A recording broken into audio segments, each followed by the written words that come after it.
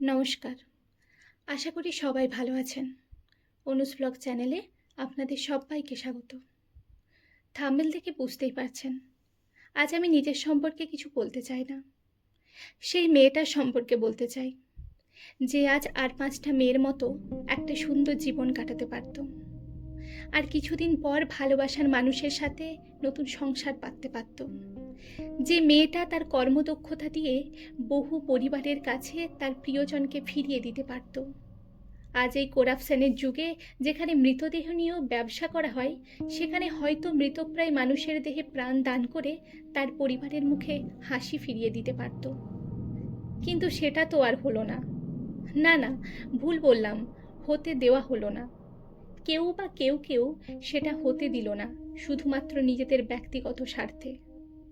বিশ্বাস করুন, এই বিষয়ে ভিডিও করার কোনো ইচ্ছে আমার ছিল না, কিন্তু পারলাম না। জানি না আদেও অপরাধীরা শাস্তি পাবে কি না। আজ এতগুলো দিন কেটে গেল, কলকাতা পুলিশ থেকে সিবিআই, হাইকোর্ট থেকে সুপ্রিম কোর্ট, একটার পর একটা হিয়ারিং ডেট। এর শেষ কোথায় কবে হবে তা কারোরই জানা নেই। আমরা মেয়েরা রাত্রি দখলের লড়াই লড়লাম, দিকে দিকে মোমবাতি নিয়ে আন্দোলন করলাম। ডাক্তার, মুক্তার, উকিল, অভিনেতা, অভিনেত্রী, নৃত্যশিল্পী, গায়িকা, নায়িকা, সাধারণ মানুষ, স্কুল, কলেজ, কেউ বাদ গেল না। সবাই প্রতিবাদে ভরিয়ে দিল। টিভি, মোবাইল, ইন্টারনেট, হোয়াটসঅ্যাপ, একটাই খবর: নির্যাতিতার বিচার চাই, অপরাধীদের শাস্তি চাই। বিশ্বাস করেন আপনারা যে সত্যি সব অপরাধীর শাস্তি হবে? অপরাধীদের শাস্তি হয় বুঝি? সত্যি কি সব অপরাধীদের শাস্তি হয়? আমাদের চারপাশেই হয়তো এমন বহু মানুষ আছে যাদের আমরা শাস্তি দিতে পারিনি, বহাল তবিয়তে ঘুরে বেড়াচ্ছে। ভিড়বাসের মধ্যে যে নোংরা লোকটা আপনার শরীর ছুঁয়েছে, আপনি তাকে শাস্তি দিতে পেরেছেন?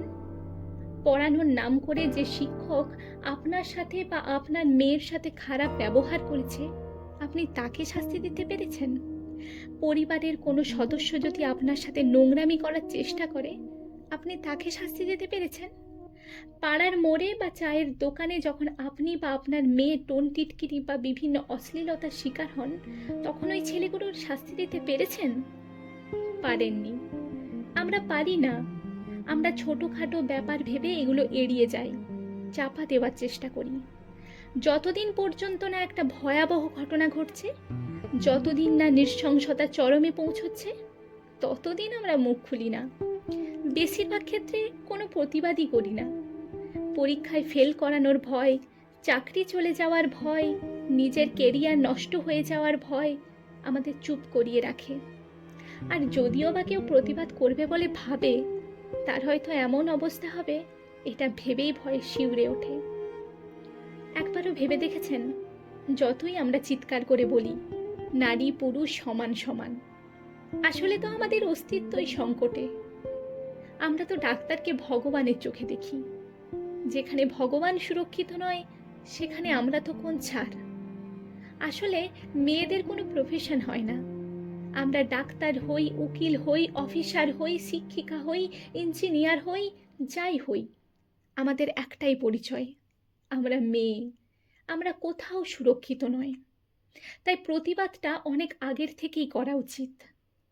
আমরা জানি না পুলিশ প্রশাসন, আইন আদালত কি করবে বা কি করছে, আর কতদিন মেয়েটার আত্মার শান্তি পাবে না জানি না। আস্তে আস্তে আমরা একদিন সব ভুলে যাব। বাকি সব ঘটনার মতো চাপা পড়ে যাবে এই উন্মাদনা। প্রেমিকও হয়তো ধীরে ধীরে এগিয়ে যাবে নিজের জীবনে, কিন্তু সেই অভাগা বাবা মা, তারা কি নিয়ে বাঁচবে? মৃত্যুর আগের মুহূর্ত অবধি বিনিদ্র রজনী কাটবে তাদের। যদিও বা ঘুম আসে, সে নিয়ে আসবে গভীর দুঃস্বপ্ন। এর দায় কি কিছুটা হলেও আমাদের নয়? যারা অপরাধী তারাও তো কারোর না কারো সন্তান, তাদেরও বাবা মা ভাই বোন সব আছে। তাও তারা কি করে এরকম একটা পাশবিক কাজ করতে পারল, কখনো ভেবেছেন? তাই আসুন না, সমাজ পরিবর্তনের যেটুকু সুযোগ আমাদের হাতে আছে সেটা সদ্ব্যবহার করি। আমরা বাচ্চাদের বড় করার সময় শুধু এটাই শেখাই: ভালো স্কুলে পড়তে হবে, ক্লাসে ফার্স্ট হতে হবে, ভালো চাকরি করতে হবে। এখানে বেশিরভাগ বাবা মাই আমরা ভুলে যাই এটা শেখাতে কিভাবে সমাজে চলতে হবে, মেয়েদের সম্মান করতে হবে, অসহায় মানুষের পাশে দাঁড়াতে হবে, কিভাবে অন্যায়ের প্রতিবাদ করতে হবে, কিভাবে সমাজের উচ্চবিত্ত নোংরা লোকের কালো টাকার কাছে নিজেকে বিকিয়ে না দিয়ে নিজের মেরুদণ্ডটা সোজা রাখতে হবে। তবেই না আমরা একটা ভালো ডাক্তার, একটা ভালো উকিল, একটা ভালো পুলিশ, একটা ভালো অফিসার বা একটা ভালো টিচার পাবো।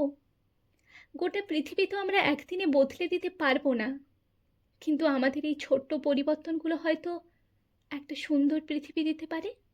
আসুন না, আমরা সবাই মিলে সেই চেষ্টা করে দেখি।